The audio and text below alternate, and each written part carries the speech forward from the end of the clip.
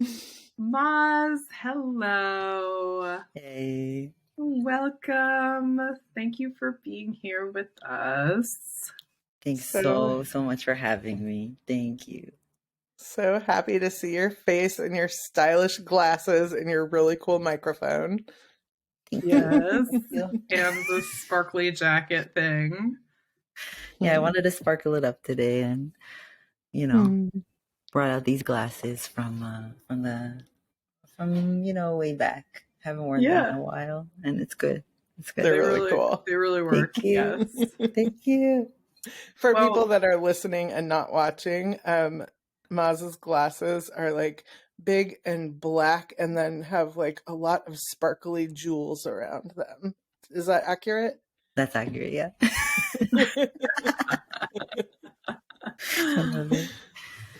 Well, I'm going to, welcome.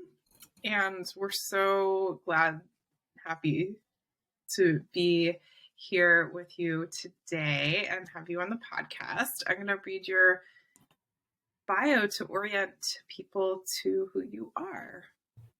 Mazal Masoud Etedgi, they, them, theirs, is a trans non-binary artist, Arab Mizrahi amazigh Jew, first gen, spoonie, chronically ill person, herbalist, drama therapist, clown, and cultural organizer. Maz utilizes imagination, play, and ritual as tools for liberation, healing, and connection.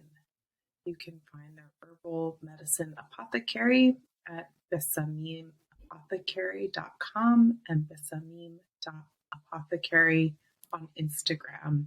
And we will put those links in the show notes. Thanks, y'all. Oh, it's so good to be here. I just love chatting with you too and dreaming the world to come. We need that. We really need that. And welcome to this season of liberation as we're moving into Nisan and into the month of Passover and the counting of the Omer. And you offered a really beautiful family ritual in the planner this year. And I'm wondering if there's anything from what you contributed that you would want to share with folks on the podcast today. Yeah. Thank you. Yeah, it's the season of liberation, the best season. And yeah, I just want to say it was an honor to write that piece for Nisan because I shared about the ritual known as Bsisa, which means turning. And this is a really holy home ritual, right? So for me, what I feel to share with y'all today, outside of the writing that you're processing and sitting with, is just that so much of how I was raised and so much of what shapes me as a Jew and as a Mizrahi Jew is the home space, the home ritual. And Bsisa in particular is one that's so internal, right? It's something that I didn't actually, right? When I was reflecting on this, it's I didn't even imagine I would ever really share out this in public in this way. And, for me, I centered the piece around my Safta, my grandmother Masouda, who I'm named after. And I think it's so beautiful that each of us contain multitudes around our ancestors, right? I really believe we carry all of them. And some kind of scream or yell or sing louder than others. And Masouda for me is that, right? And so I just want to bring her into this space right now to bless us and have her with us, right? She's the one who carried this beautiful Bsisa ritual, after her exile from Libya, she carries this ritual with her into her small little apartment in occupied Palestine and shared that with everyone in our family, encouraged all of us to do it and carry it along. And right, like I wasn't raised with her in my space all the time, right? I was raised here on Turtle Island, so-called US. She was all the way there in Palestine, like in Israel. And so I didn't do this ritual in person with her, right? It was through my Ima, through my mother, that taught me that, and my aunt, my Doda on my mom's side. And so what I want to share is just this, as I was saying, like of us carrying multitudes and certain stories being louder. I think it's such an honor that I was able to share this piece publicly, because I feel like she, because of so many things, wasn't able to do so much of her magic in public. And still, for me, it's frightening, honestly, to do magic in public, like for so many of us, right? And for me and my slew of identities and how I look, et cetera, right? Like, so I do think for me on a personal level, and then like on the personal level, it was a huge deal to share this story and to write it down and for it to be in a planner, right? Like in a book form. And then, that's the personal. And then the collective level, I think for Mizrahim, it felt really powerful to have our wisdom out there in that way, and to have particularly a home, as I'm saying, like a home-based internal ritual, something that, right, like I've done it now with Ashkenazim, and I've done it with folks who are not Mizrahi, but like that's new for me, right? This was usually just like a very internal blood family thing. So I think writing this piece was so healing on so many levels. And I feel like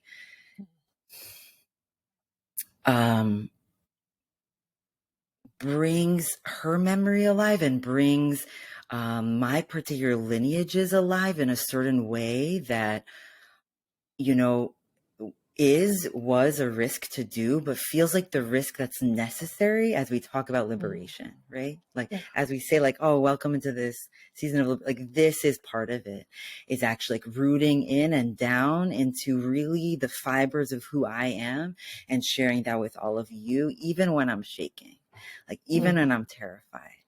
And even also at the same time, when I say I'm terrified, I'm also feeling so good, because I'm feeling so filled up. Like, I feel her with us. I feel her by my side. And so that's what I want to share with y'all. And that's what I want to kind of amplify through the writing of this piece.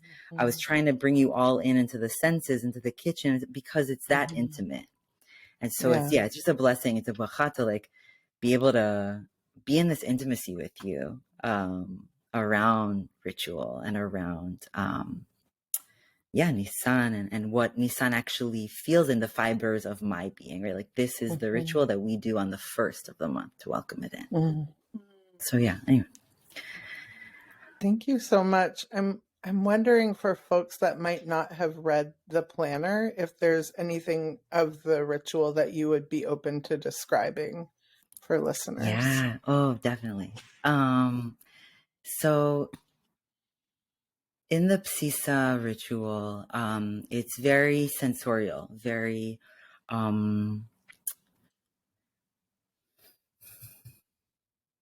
the Bsisa ritual, we have a bowl, and we make a mixture, and that's known as the Bsisa itself.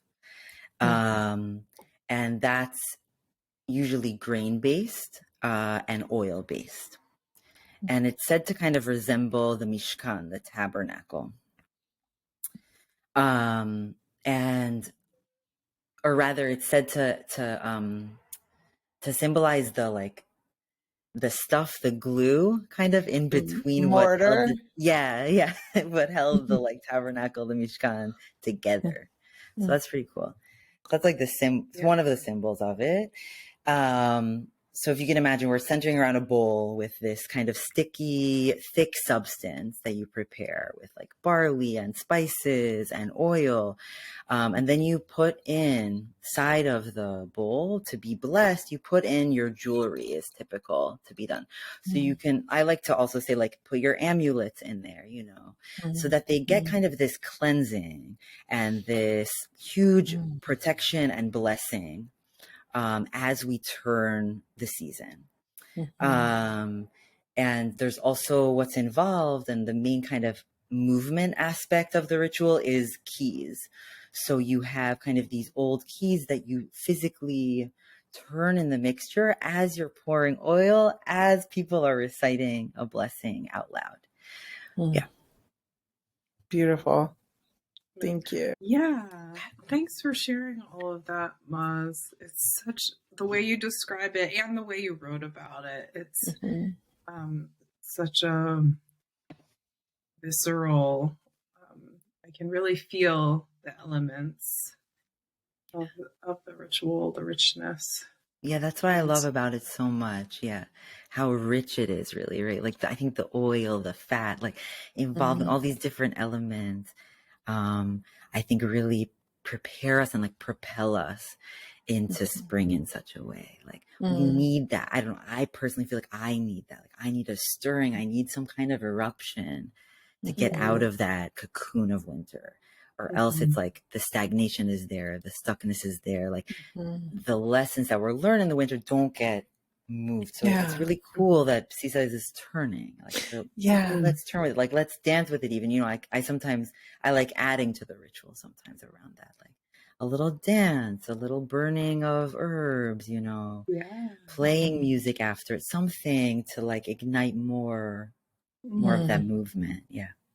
I love the timing of it too. That it's the biblical New Year, the first of Nisan, and that imagery with the key is like, okay, it's a portal. It's like this is as you said, like the turning of the season. Yeah. And the I mean, I love the synchronicity. So in the Omer Oracle deck that I co-created with Taya, the symbol that I chose for collective liberation is keys. And so I'm just thinking about that turning and that kind of like, it feels like, you know, if you imagine a cauldron that's been like cooking on low for a really long time over the winter, you know, and then you're like, okay, all this stuff has been like congealing and fermenting in there and moving, but not moving, like dissolving. Right. And now it's like, okay, let's like stir it up and bring some of that collective liberation energy into it and really integrate all of what we've been sitting with over the winter into this next part of our journey. I love that. Yes. Oh, I love that. I just love hearing also that the symbol was the key too. Yeah, in the oracle. Wow. Well, Maz, you talked a little bit about your Safta and our next question, and that you were here and they were there. And our next question is really about what was your experience like growing up in relation to Jewishness? Yeah. Yeah, I'm sitting with this question. I feel like growing up in relation with Jewishness, I feel like it was inextricably, what's the word? Inextricably tied to Mizrahiyut, and to honoring of ancestors. My experience growing up, I was steeped in Jewish community growing up. But it was kind of split, it was like multi-tiered almost, right? It was like we had our, at-home Kehilla, at-home community, which was a lot of Mizrahim. There was also like, couples that were like mixed Ashkenazi, Mizrahi, but like Israeli. So a lot of that energy in our homes. And that was like, that shaped, I feel like, a lot of what I understood was Jewishness. Was through the food, through the feasting, through the holidays together. And it was so homey, like so much of that. I'm really grateful for my parents and like for all my friends' parents who put so much, like, it didn't even feel like effort, right? I think nowadays it feels like more like effort with my bud sometimes. But it was kind of this seamless thing that happened. And perhaps it's because we were also neighbors. Like it was just easy. It was like a crew of like 15, 20 people that lived really close by. It was easy to get to each other. Like, So I want to say that there was that piece that was more homey, and I want to add to that hominess of like, also my my mother required that we be at the Friday night dinner table every Shabbat. Mm-hmm. So it's really interesting, right? We were not like religious, quote unquote, like meaning we weren't Orthodox. Or like, I think a lot of Sephardi Mizrahi families fall into this category, like of Masorti almost. Like we're traditional in some aspects, but totally not in others. It's this kind of middle space. And so for like, to give that example, it's like my ima was like, you have to be at the table Friday night, like you have to be there eating dinner together, right? But then it's like right as dinner's over, the TV switches on, you know, and like just this like funny combination of like, oh, like we don't like, we keep Shabbat, quote unquote, but like we don't keep, you know what I mean? Like this really interesting, like where like for her, what really was vital was like us just eating and sharing that time being together. Right. Exactly. So I feel like my Jewishness was shaped through, and like I relate to my Jewishness growing up through like the depth of community that I had. Thank God. I'm so grateful for it. And then though there's this like other part in which, and I was reflecting on this, like I did. And I think a lot of Jews have this, but for me as like a first gen Mizrahi Jew here, like there is this deep feeling of otherness and deep feeling of not relating to like Jewishness at large, like whatever that means. So like I never really, I didn't connect to, like the Ashkenazi norms and stuff like that.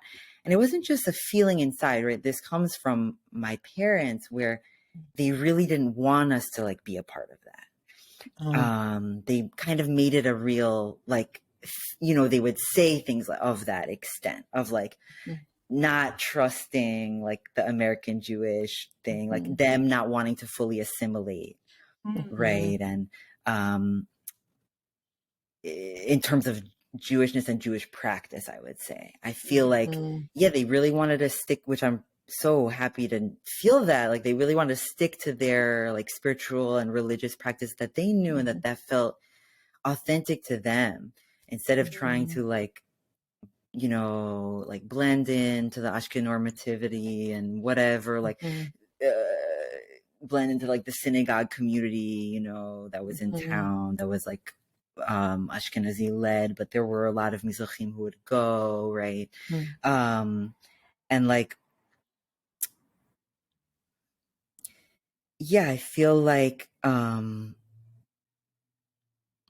they didn't there was a desire to be here for my parents around like, quote, the American dream, definitely around that, like, and around capitalism and jobs and things like that, like those pieces, but less so. They didn't want me or like any of their children to really be part of like the American Jewish dream, let's say, which is interesting. And that's something I process, like, and meddle with as an individual now, where my Jewishness looks very like somewhat different, I would say, or I'm more involved publicly in Jewish space and what that's like. And so I feel like mostly for me,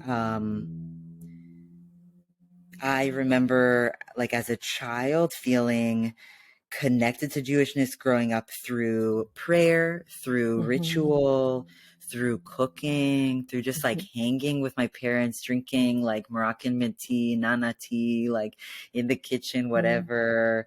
And like, I do remember feeling, a tetheredness to religiosity though, in a certain way. I just want to share a brief story and then, you know, we can move. But like, there's this one story that it was like around my bar mitzvah time, right? I'm like 12, 13.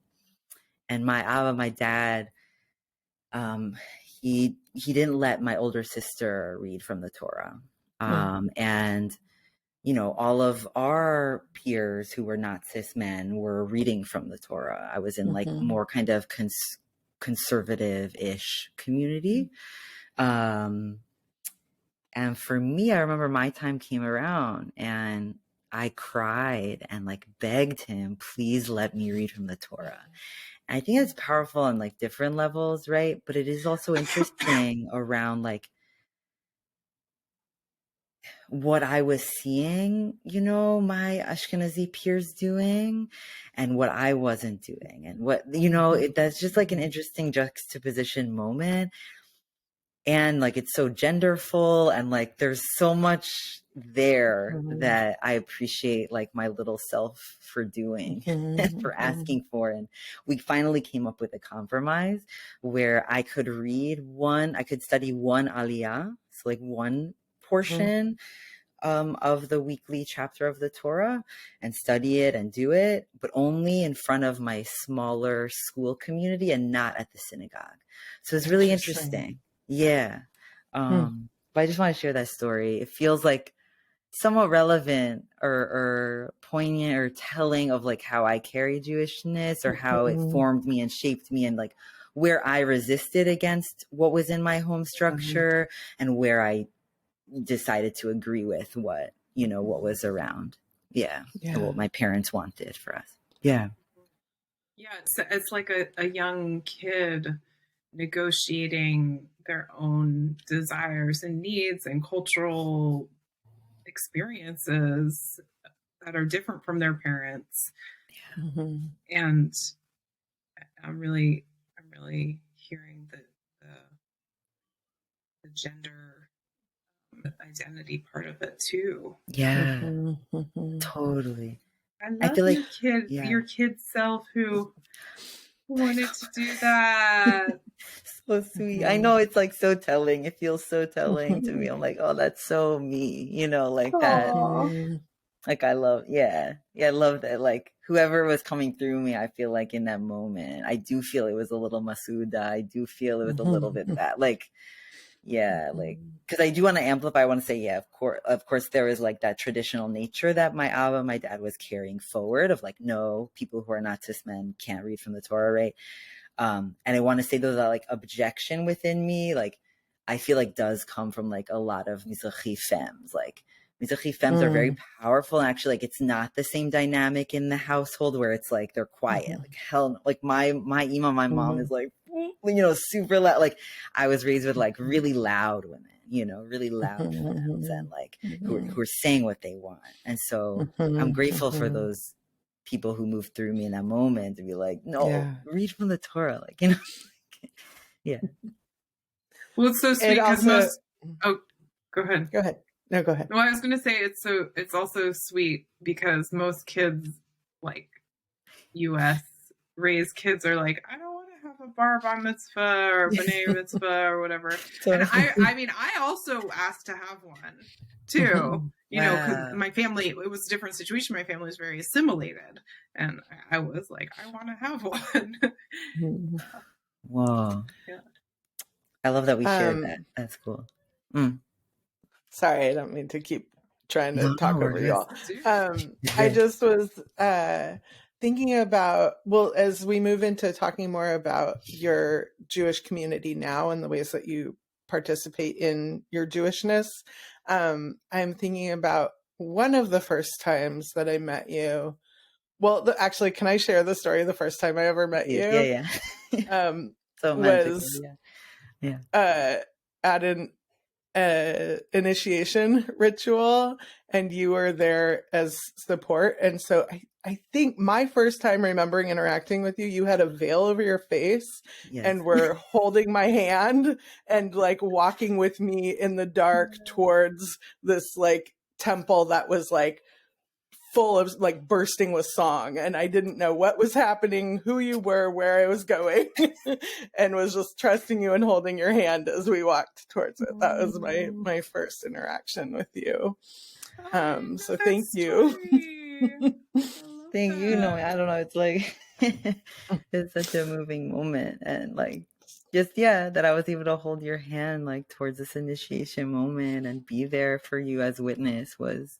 Yeah, it was beyond. Yeah, it's just like, such a magical moment. And being outside in that and being like fully immersed in the woods It's just such a special ritual, like such a yeah, special yeah, ritual. And it's for anyone who's listening, it's kind of a secret ritual, so it's like you don't know what you're getting into as you're doing it even, and so that trust is like really significant. So thank you for feeling so instantaneously trustworthy to me.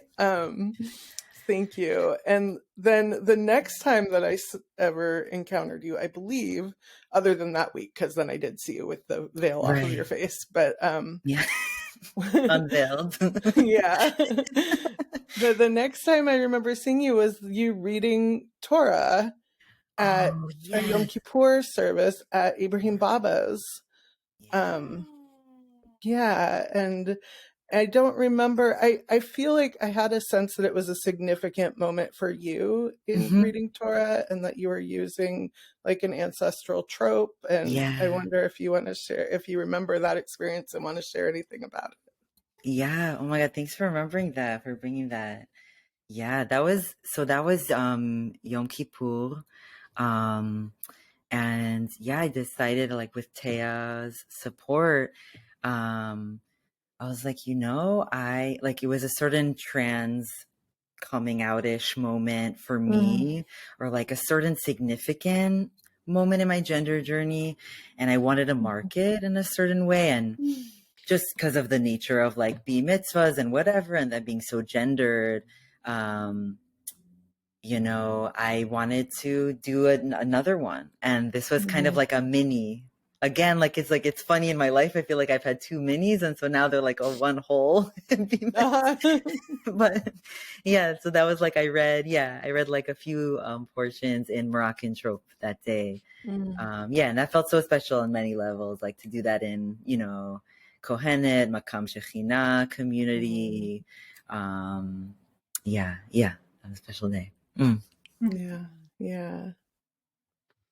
I'm wondering if you want to share more about where you're at with Jewish community, Jewish identity, Jewish self. Yeah. Oh my goodness. I feel like, right now I feel much more of me around Jewishness. I feel like more parts of me are taking up space in my Jewishness, and more parts are public, and more parts are also just like showing up with my buds. And I feel like I still hold true in many ways to how I was raised, right? Like my home space is such a ritual space to me in my own practice, and then also for my community members who come and who I host and who we sit and have Shabbats together or do different rituals together. I feel like it's such a like juicy time right now. I feel like on a collective level, for Mizrahim in particular, I feel like I've done a lot of organizing with fellow Mizrahim around Palestine, around other just like topics around Mizrahiyut, like what it even means to be us, like what even is that word, right? Like, oh my God, like I'm Moroccan and Libyan, but like you're Iraqi, and like, oh, how do we like smush together when like this term was like created by Zionists, right? So it's just like, okay, it's such a big time, and I feel like a big moment on multiple levels, both on the personal and the collective, right, which are like one and the same. I know I keep on differentiating, but I feel like it's important to say like what's the inner world process versus like what am I externalizing though? What am I inner? What am I what am I bringing out? And yeah, I feel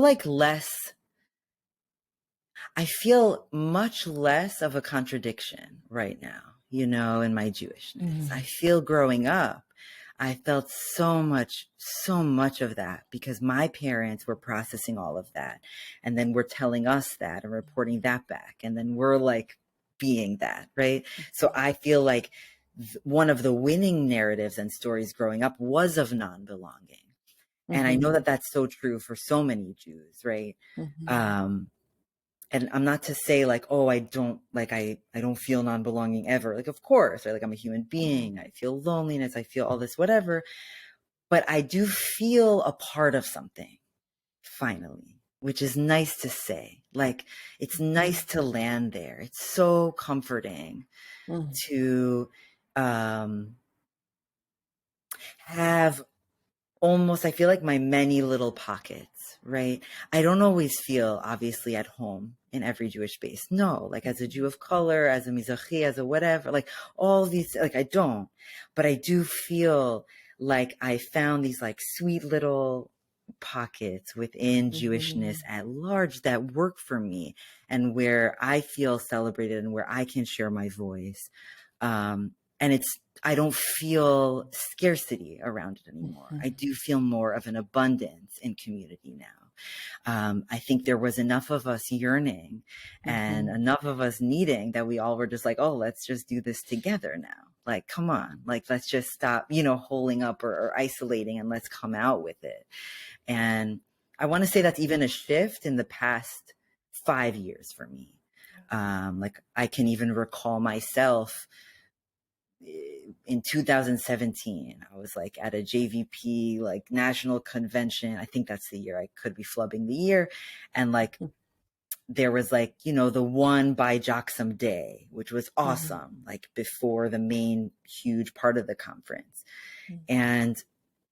But even in that day, I remember feeling so lost, like so very lost, just not able to feel the wholeness of like my organizer self, my spiritual self, my this self, my trans self, my like I couldn't, everything felt so spliced, so split, so like they each needed their own room or their own shelf, and that they would be fighting, forever. And I feel like that's like something I was raised with, right? This fighting feeling. Every part of you is kind of against itself, instead of, oh no, it's actually this whole gorgeous, messy ass mural, and that's you, babe, and I love you, right? Like, you know what I'm saying? Like that, like, so yeah, like getting chills, like, yeah, it's all of like, right? And so I just want to say, I feel so grateful that I'm not there in that lost place anymore, but I feel like I had to have that. I had to have that 100%, right? To arrive right here. And not that I'm a destination, I'm still unfolding. Still, of course, we're still alive, right? Literally so alive. So there's so much to process and intake all the time. But, yeah, I'm proud to be able to say that, though, that I can locate wholeness within my Jewishness. I don't know that I would have said that 5 years. Definitely not. I think I would like, yeah. That moment you're talking about, I think it was at 2017. I was there too. Yeah. And the image that I got when you were describing that was turning the key. Like, it was that. Like, okay, like all the grain, all the oil, all the, and like, so it has to be all messy in there for it to turn. Sticky and like, oh, exactly. You're so right. It's wow. Thank you. That's so true. That's the metaphor of it. Exactly. Yeah. Yeah. All the different textures, all the things we thought like couldn't possibly work together. But like, of course they do, right? Like, of course they do. Like, there isn't another way, right? And I think that's, just processing it live with y'all right now, I do feel that's part of undoing, right? That's like part of my own personal and I think familial undoing of like Zionism, colonialism. Like, that's like, if we're going to put like structural words on this experience, that is that, right? Because there's just so much separateness that was instilled in like the fibers of my bones, right? And to remember the togetherness and to trust that togetherness, right? Like, is a gift and is a healing, I think, from that. So beautiful. Thank you. Yeah. I keep seeing like crystalline structures in my head, and Yes. with Oh the my last God. thing you were saying, I was picturing those, the way that it's like water will absorb the energies and express them through these patterns and stuff, and I'm like, oh yeah, like a fractured, fighting against itself like energy gives these more kind of like harsh edges internally. And then when you're able to actually be like, oh yes, all of me working together, just like the ways that that blooms and grows from there, it's like, yeah, just really seeing it visually. Whoa. Thank you. Thank you for that Beautiful. image. And I relate to, yeah, that's the feeling exactly, those sharp edges, but then like this beautiful thing inside that's glistening. Yeah. Also, you're like holding that beautiful thing in your hands. Yes.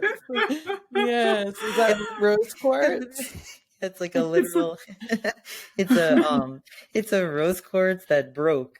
And someone was like, here, would you like this? I'm like, yes, yeah. I'm like, that's yeah. That's wow. That's exactly. I always hold it, yeah, when I'm like doing things like this. Yeah. Nice. Maz, this feels like a great transition to ask you, what are the ways you're dreaming the world to come? Oh my God. Okay. Can we take a sec to like, for y'all, right? The world to come, right? Olam haba. For me, okay. For me, there's like the one that we're dreaming, co-dreaming as we're talking right now in this lifetime, you know, while we're either still alive or like our descendants, nearish descendants are alive. That's one for me, right? But then there's like the Olam Haba that's written about a lot in, you know, rabbinical texts and in Jewish sacred texts, right? That's like the one where we pass over, where we die. There's that one. So where are we going? I'm so glad you. Yeah, I'm so glad you brought this up, because I don't know if we've explicitly talked about this on the podcast. Oh, cool. Okay, cool. We're like, okay, we're doing this world to come project. And then at one point I was like, I don't think we've written about that like explicitly in the intro to the planner. But it I don't remember which of our guests on the podcast said this, but it's how I relate to it. It's what's alive in our world that is the world we want to live in now for me, and what, like, bringing more attention to that so that the parts of our world together that are harmful and hurtful and oppressive, you know, fade away, become part of our living history, but not our lived experience. And I guess I would say, like, in terms of what the rabbis imagined, that is more like an afterlife kind of vision. I still think that in that there's some kind of dreaming of like some kind of like perfection, or, you know, oh, well, if we can't have the perfect world here on earth, like what could it be in our imagined, like on the other side? And in some ways it's like, you know, we all have ancestors that are currently living in that world, you know, who have crossed over, and we're still with them. And so to me, I'm like very open to whatever the interpretations are that people want to bring to the world to come, like whatever that means to you, and specifically how we are enlivening that vision. Oh man, wow, beautiful. Yeah. And I just appreciate, I just want to pick up on this last thread, Nomi, of like perfection. And how it's, when I was writing about this, about like Olam Haba, about the world to come, I was like, oh, I'm so in love with imperfection. So like, what about a world, like I was saying, right? That's like messy, celebrates all the parts. Like, what about that world? And that isn't the world. that I feel we live in, right? It's such a high stakes perfectionist thing, even here. So like, it's interesting that there's an imagining of something perfect next, because I'm like, don't we want a relief of that? You know, like, Yeah. at least for me, Yeah. I think that they're like that. I wonder where that perfect, like, kind of framing came from, because right. I don't necessarily think our ancestors, when they thought of the world to come, were thinking of perfection in a like capitalist, white supremacist Right. way, per se, because there's perfection in chaos. Right. And I mean, I feel like our ancestors have so much reverence for the non-human world, and which is filled with so-called messy things, like Yes. No, it reminds me when you say this, Rebecca, like of actually our creation story of Bereshit, and of the chaos that it takes to create a world, right? In our quote unquote like creation, right? Like, so yeah.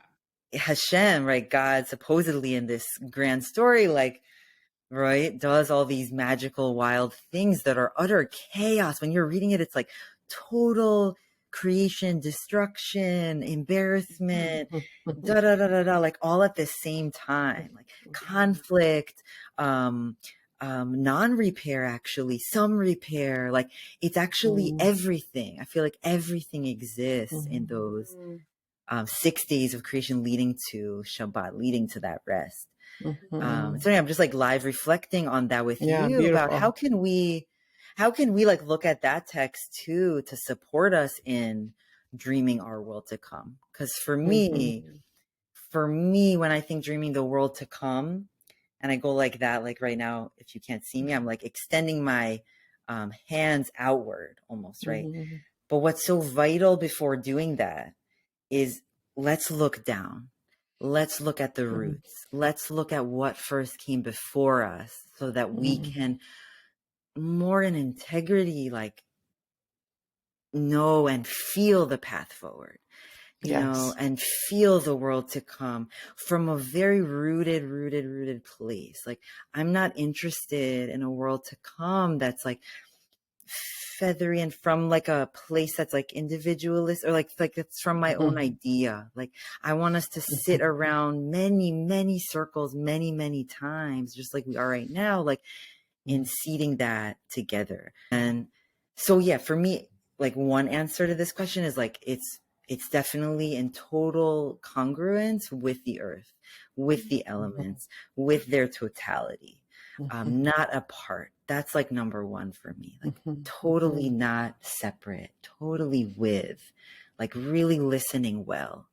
And I think that medicine of listening well to the earth, to the elements, is one I would want to bring, like, I mean, now, right, we're seeding the world right now, but like also into the human relations, right? How to listen well here too, right? How to feel all with you by my side. How can we do that with laughter? Like, how can we do that with a little more space, a little less grasp, like a little less, like, how can we actually resonate with the way a rose grows? Like, how can we physically do that side by side? How can I do that with you? Right? And me and Rebecca have jammed a lot on roses and their medicine. But why I feel like they came through just then is because I do think they articulate, you know, such a potent and like right-sized quote, like way of relating to one another, almost like meaning like with boundaries, but also with your full beauty by my side. Like, that's what I mean. So I guess I'm giving like both a relational answer here and like a earth-based answer here. Like, yeah, I'll pause for now. Yeah, but yeah. And the rose quartz. And yeah, like coming through the ground. Yeah, literally. Yeah.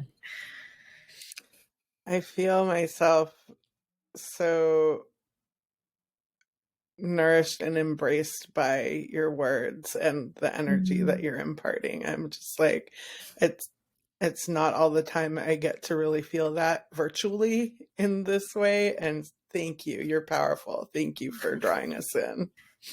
Thanks, Naomi. Thank you. Thank you. Thanks for being here. Like, thank you for asking the good questions and for like asking also the risky questions. Like you're like both of y'all like asking this risky question of like dreaming, dreaming in general, but then dreaming the world to come, right? Like that's like all those layers there. It's big work, you know? So yeah, I just feel grateful to stew in it with you at this very, very precious, like particular moment in history in which our dreams are needed so badly. And yet so many forces are trying to take them, and yet they're needed, and yet we share them. And it's this chaos we are constantly in, this loop we're constantly in, that I feel like when I say it, we all can feel like I see your nods and I see like it's true. It's just that cycle. Yeah. It's sorry. No, I just want to add one piece to that around the cycle. And I just want to say, like, if I do want to seed one, seed two again here today with y'all, it's like, I want so much more care in that cycle. Like, you know, like I want so many more of our needs to be met. Like so many more for all of us. Like I so deeply want that.